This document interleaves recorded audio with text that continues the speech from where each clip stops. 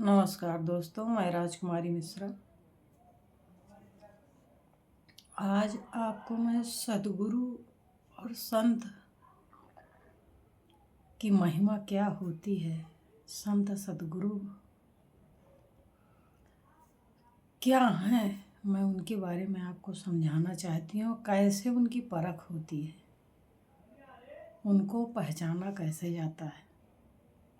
आज मैं इसके बारे में, आप लोग जानते हैं लेकिन आप लोग कभी इस पर ध्यान नहीं दिए, और जानते हुए भी जब कोई किसी भी चीज़ को आप खाना ही खा रहे हैं, खाते चले जा रहे हैं, वो ध्यान आपका कहीं और है। बात कर रहे हैं आप, काम कुछ और कर रहे हैं, करते चले गए, बाद में आपको याद आता है पता नहीं ये काम किए कि नहीं किए। उसी तरह से आप लोग सब सुनते हैं, जानते हैं, लेकिन उस पर आपने कभी ध्यान नहीं दिया। हमारे शास्त्रों में संतों की महिमा बहुत बड़ी गाई गई है, और संत महापुरुष के बदौलत ही आज यह पृथ्वी चल रही है। जब जब इस धराधाम पर संत महापुरुष आए, यहाँ तक कि जब अवतारी पुरुष आते हैं तो सद्गुरु पहले आ जाते हैं। सद्गुरु पहले आते हैं तब अवतारी पुरुष यहाँ आए, और इनकी महिमा उन्होंने समझा। और समझा ही नहीं, उन्होंने अनुसरण किया, आचरण किया। और हमारे तुलसीदास जी बाबा ने भी लिखा है, सबसे पहले लिखा है। अब हम लोग रामचरितमानस की चौपाइयाँ घर घर में गाई जाती है, अखंड रामायण का पाठ होता है, लेकिन मैंने कभी उस पर विचार नहीं किया, मैंने सोचा नहीं। ये सारे सद्ग्रंथ हमारे संत महापुरुष इसलिए रच करके गए, इसकी रचना इसलिए किए कि हम आप उसको पढ़ करके समझें। जैसे एक पिता और पुत्र होता है। अब आजकल के ज़माने में तो टेलीफोन का ज़माना है, लेकिन पहले के ज़माने में जब हम लोग थे तो उस समय चिट्ठी आती थी, डाक से आती थी। तो उस चिट्ठी में लिखा रहता था, चाहे वो पिता पुत्र के लिए लिखे, चाहे पुत्र परिवार के लिए, पिता के लिए, माँ बाप माँ के लिए, सब पूरे परिवार के लिए लेटर लिखे, लेकिन उसमें जो लिखा रहता था उस पर हम लोग विचार करते थे कि यह चीज़ कहाँ है। अब किसी पिता ने पुत्र को अपने लेटर लिखा, चिट्ठी लिखी, और उसमें अपनी व्यथा को बताया कि मुझे यह आवश्यकता है, मुझे यह परेशानी है। तो अगर पिता वही चिट्ठी डेली पढ़े और पढ़ करके रख दे, तो क्या उसका समाधान हो जाएगा? नहीं। तो उस चिट्ठी को पढ़ करके उसमें समस्या क्या लिखी हुई है उसके निदान करने की कोशिश की जाती थी। ठीक उसी तरह से हमारे संत महापुरुष इस धराधाम पे आए तो उन्होंने तरह तरह से हम लोगों को समझाने की कोशिश की।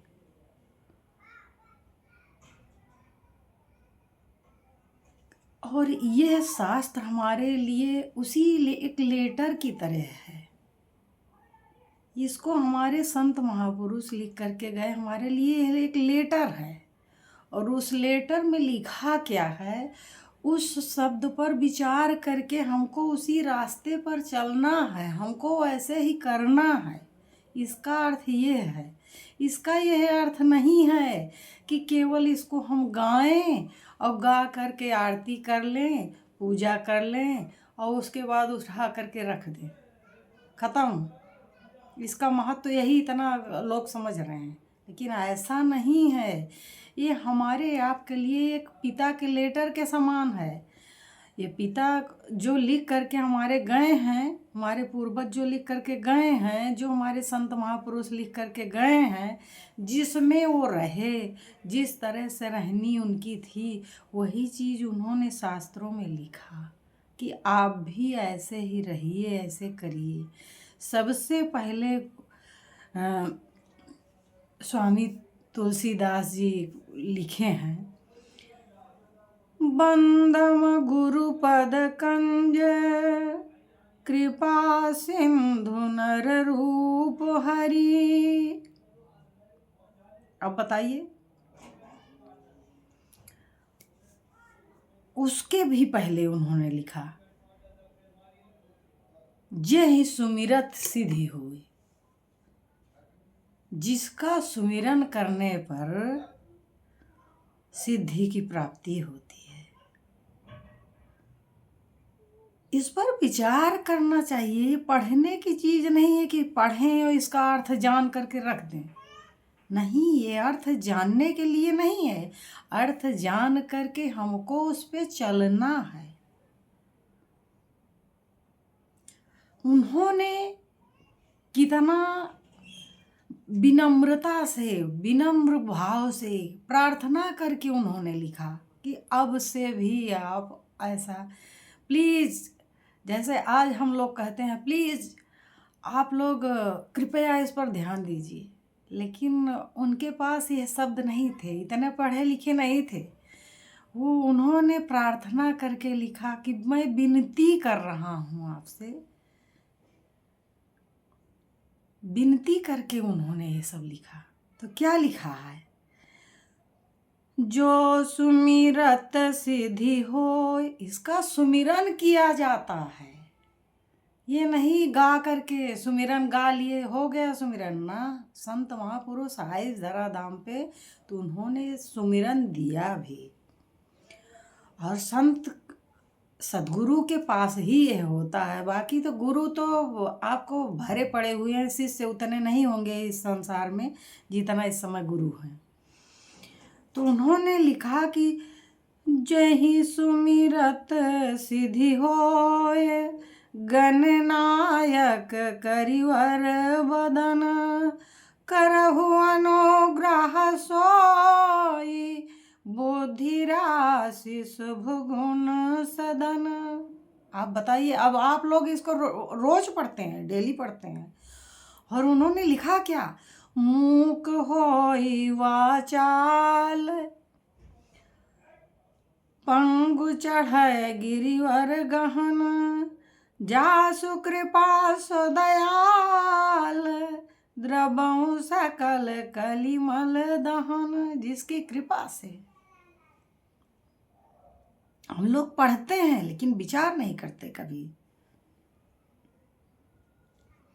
नील सरोरुह श्याम, तरुण अरुण बारिज नयन, करऊ सुमम धाम, सदा क्षीर सागर शयन। इस पर विचार करिए कि उन्होंने क्यों लिखा है। कुंद इंदु समुदेह, उमा रमन करुणायन, जाहि दीन परने, करऊ कृपा मर्दन मयन।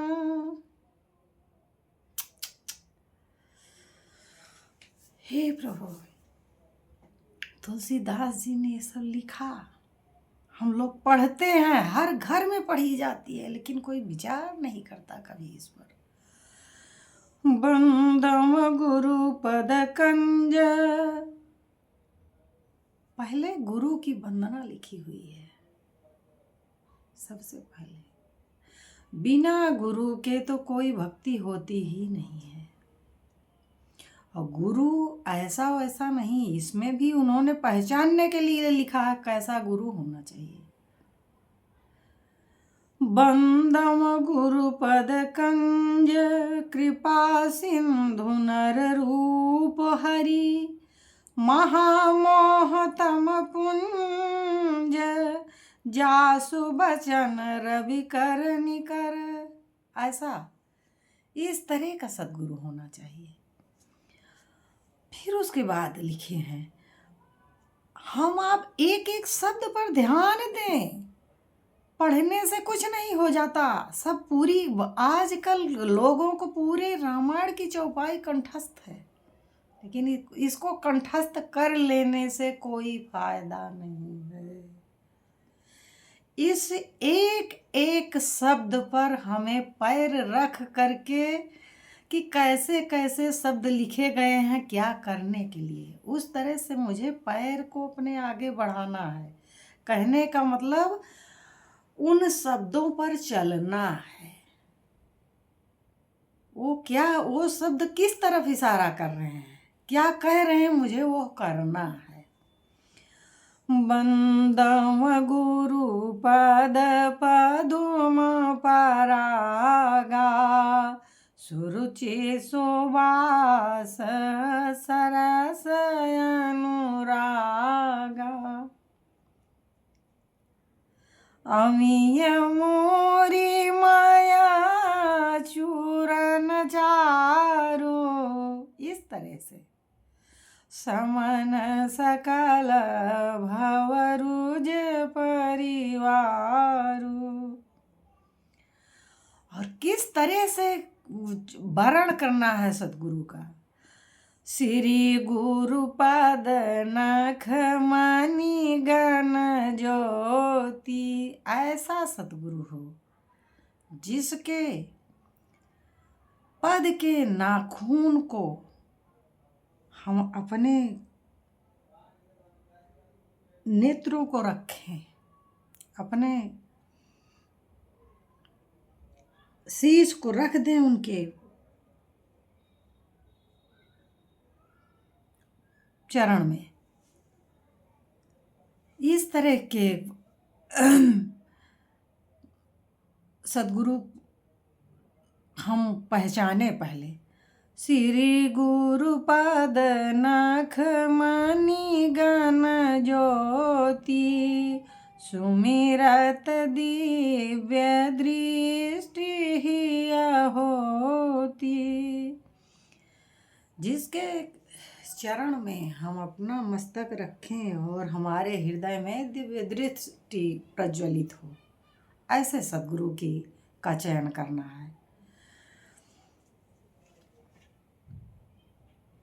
सूझहि राम चरित मनि मानिक। जब ऐसा सद्गुरु मिलता है तो ये अपने हृदय में ऐसा होता है। सद्गुरु जब मिलते हैं ना तो ऐसे नहीं, कृपा करते हैं तो सब दे देते हैं, वो सब आपके ही अंदर है, लेकिन आप अपने से कुछ कर नहीं सकते। बिना सद्गुरु उस तरह के मिले आप अपने आप को जान भी नहीं पाएंगे कि मैं हूँ क्या।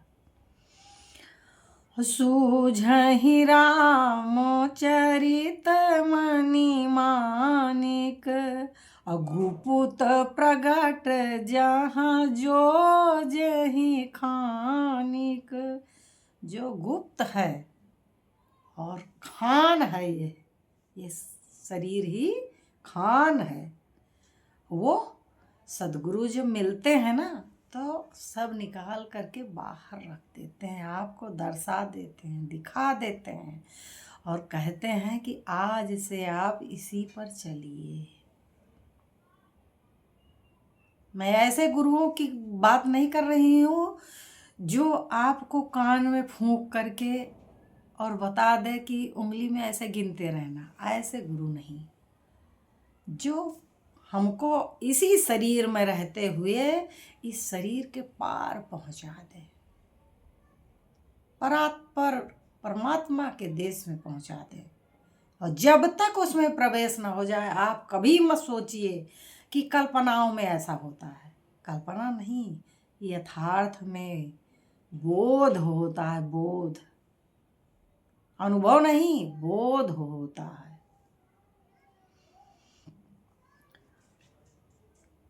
जथा सुअंजन अंजे दृग साधक सिद्ध सुजान। इस तरह होता है। कौतुक देखत शैल बन भूतल भूरि निधान। जब सदगुरु दिखा देता है अपने अंदर, तब ये सब होने लगता है। गुरु पद रज मृदु मंजुल अंजन, नयन यमीय दृग दोष विभंजन। सारे दोषों को नष्ट कर देता है, सब कुछ वो खत्म कर देता है। आपको ऐसे परमात्मा की शरण में ले जाके पहुंचा देता है कि आप कभी कल्पना भी नहीं किए होंगे कि वहाँ का आभास क्या होता है। ये रहने वाला ही बता सकता है, लेकिन वो क्या बताएगा, शब्दों में बताएगा, समझ में नहीं आएगा। शब्दों में तो हमारे संत महापुरुष बताते बताते चले गए। इतने शास्त्र भरे पड़े हुए हैं संतों के, हमारे सदगुरुओं के, सब उन्होंने इतना सब लिख करके रख दिया। क्या हमारी आपकी समझ में आ जाए? जब तक हमको वहाँ पहुँचाएंगे नहीं, ऐसा सदगुरु मिलना चाहिए। और आप इनके परख के लिए जो शब्द इसमें, श्री गुरु पद नख मणिगण ज्योति, सुमिरत दिव्य दृष्टि ही होती। ऐसा सदगुरु जब तक ना मिले, तब तक आपको आपके जीवन में कुछ भी नहीं मिल सकता। गाते बजाते शास्त्रों को पढ़ते आप जीवन बिता देंगे, लेकिन पढ़ने से कुछ भी नहीं हो सकता। इसमें पढ़ने के लिए कुछ लिखा ही नहीं गया है। इसमें हर शब्द अपने आचरण के लिए लिखा गया है, और उस तरह से रहनी बनाने के लिए, उसमें हमको रहने के लिए बताया गया है उस तरह। लेकिन बिना सतगुरु मिले कुछ समझ में नहीं आएगा। सतगुरु मिलते हैं तो इस शरीर के यही है गुप्त हृदय, जो गुप्त है हृदय के अंदर, उसी को वो प्रकट करके प्रकट करके दिखा देते हैं। और आपको फिर जब उस आनंद की प्राप्ति जब मिलने लगती है ना, तो स्वतः ही आप उसमें समाहित होने लगते हैं। ये है उनकी पहचान सदगुरुओं की। और इसमें उन्होंने लिखा कि सदगुरु जब मिल जाते हैं तो हमको किस किस तरह का आनंद प्रदान करके जाते हैं और करवा देते हैं, और फिर हम उसी में रमण करने लगते हैं।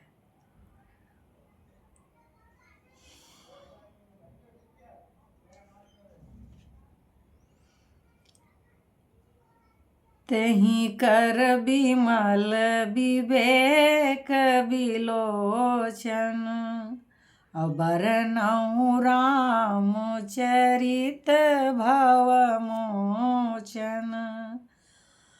बंदउँ प्रथम महीसुर चरना, मोह जनित संशय सब हरना। जितना मोह है, संशय है, ये सब खत्म हो जाता है। साधु चरित शुभ चरित का पासु, इस तरह साधु होते हैं। और वो करते क्या हैं? वो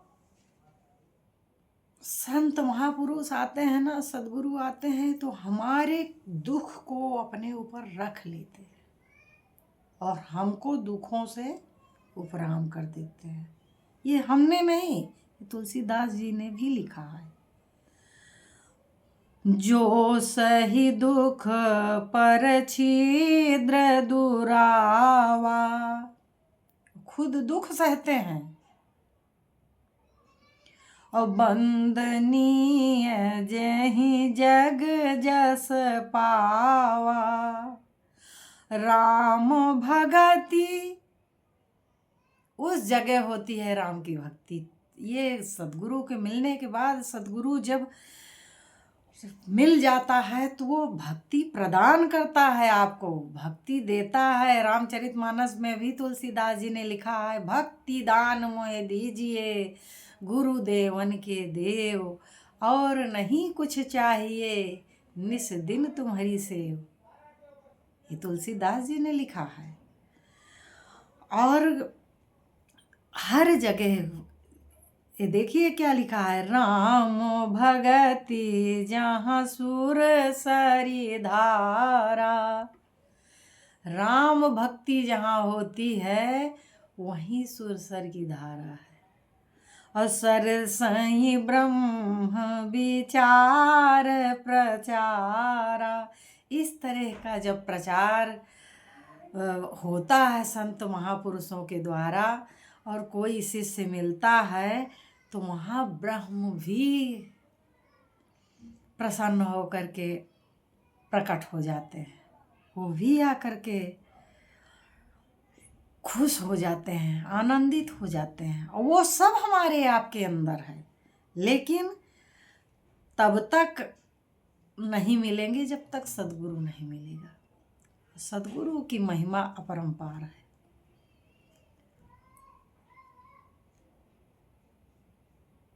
अब ये बहुत बड़ा हो रहा है वीडियो, अब इसको हम यहीं पर बंद कर रहे हैं। आगे अब दूसरे पार्ट में आपको सुनाएंगे।